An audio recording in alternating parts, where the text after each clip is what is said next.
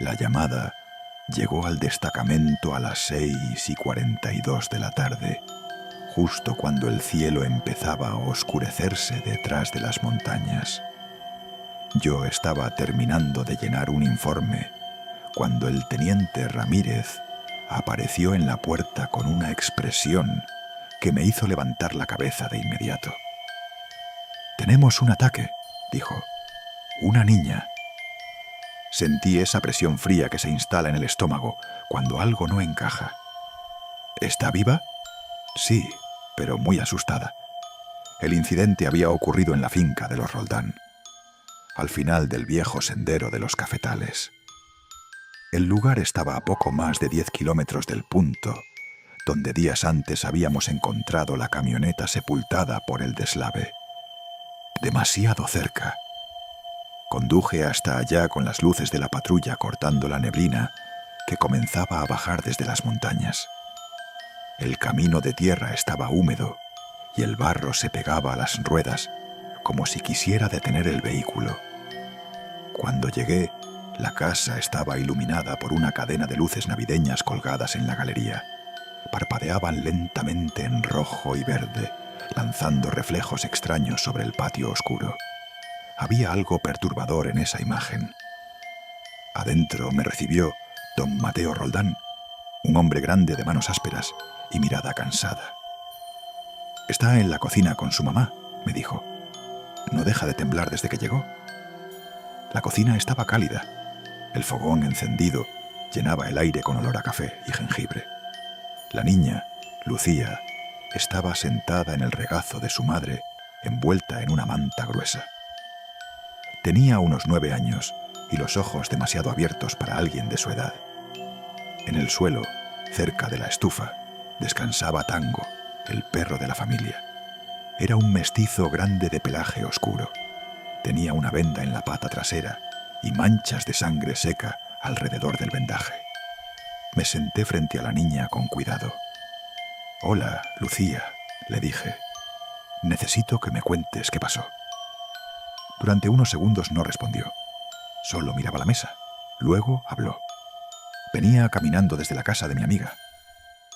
Su voz era apenas un susurro. «Por el sendero del cafetal». «¿Estabas sola?» «No, Tango iba conmigo». Miré al perro. Tenía la cabeza levantada y los ojos atentos, como si todavía estuviera vigilando algo. ¿Qué pasó después? Lucía se apretó más contra su madre. Tango se detuvo. ¿De repente? Sí. Se quedó mirando al bosque. Sus dedos se aferraron a la manta. Empezó a hacer un ruido raro, como cuando los perros tienen miedo. La cocina quedó completamente en silencio. Entonces lo vi, susurró.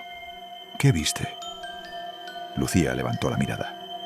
Había algo entre los árboles. ¿Un animal? Negó lentamente.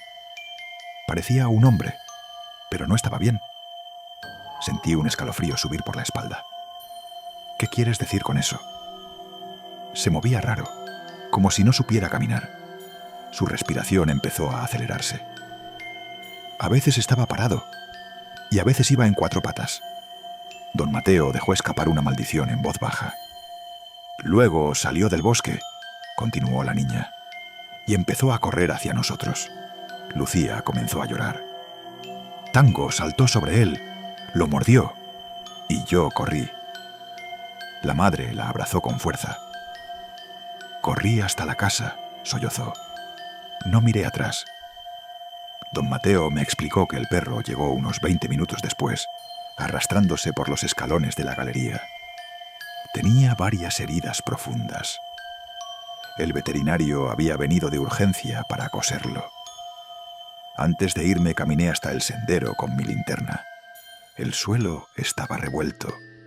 Había huellas humanas, pero también marcas extrañas, profundas, como si alguien hubiese corrido usando manos y pies. Seguí el rastro hasta el borde del bosque. Allí me detuve. El monte estaba completamente oscuro. Apagué la linterna por un momento.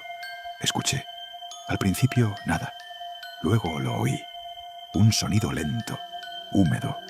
Una respiración profunda que subía y bajaba entre los árboles. Sentí la piel erizarse. No entré al bosque. Me quedé allí unos segundos más, mirando la oscuridad. Y en ese instante supe algo con absoluta claridad.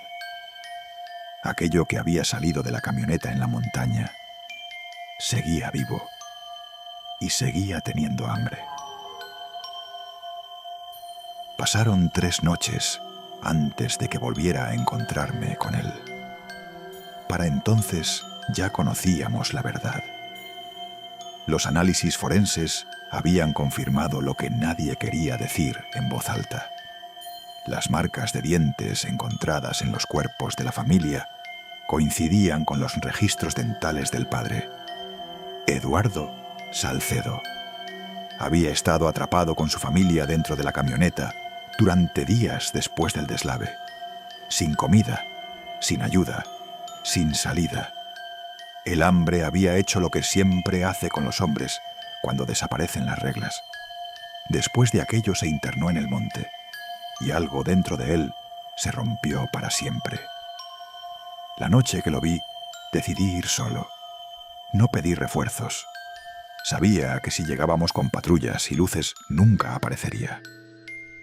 Conduje hasta el mismo camino de tierra, cerca del lugar donde habíamos encontrado la camioneta. La neblina estaba tan espesa que parecía humo flotando entre los pinos. Apagué el motor. El silencio del bosque era total. «Eduardo», llamé hacia la oscuridad. No hubo respuesta. Solo el goteo constante de agua cayendo de las ramas. Entonces llegó el olor. Un olor agrio, a sudor viejo, a carne que lleva demasiado tiempo sin lavarse. Algo se movió entre los árboles. Una sombra se separó lentamente de un tronco. Lo vi a unos 5 metros. El suéter azul que llevaba en las fotografías estaba hecho jirones. Las costillas se marcaban bajo la piel grisácea. Pero lo peor eran los ojos. No tenían nada humano, solo un vacío oscuro. La figura inclinó la cabeza, observándome, evaluándome. Su boca se abrió lentamente, mostrando dientes ennegrecidos. «Eduardo», dije con voz baja. Esto se terminó. El sonido que salió de su garganta fue algo entre una risa y un gorgoteo. Un ruido húmedo, animal. Se balanceó ligeramente. Luego bajó las manos al suelo, como si preparara un salto. En ese momento comprendí que el hombre que había sido padre de familia ya no existía. Lo que quedaba era otra cosa, algo impulsado únicamente por el hambre. Levanté la escopeta. La criatura soltó esa risa otra vez y avanzó un paso. Apreté el gatillo. El disparo rompió el silencio del pinar. La figura cayó hacia atrás en el barro. Cuando me acerqué, el cuerpo apenas respiraba. Su pecho subía y bajaba lentamente. Durante unos segundos pensé que diría algo, pero no lo hizo. La respiración se detuvo. La lluvia comenzó a caer entre los árboles. En pocos minutos, el barro empezó a cubrir el cuerpo. Nunca hubo un entierro oficial. El informe final dice que Eduardo Salcedo desapareció en la montaña durante la tormenta. Eso es lo que figura en los archivos.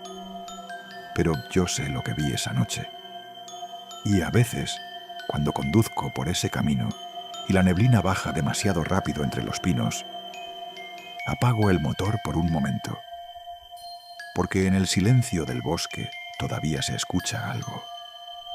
Una respiración lenta, profunda, como la de alguien que nunca volvió a sentirse lleno.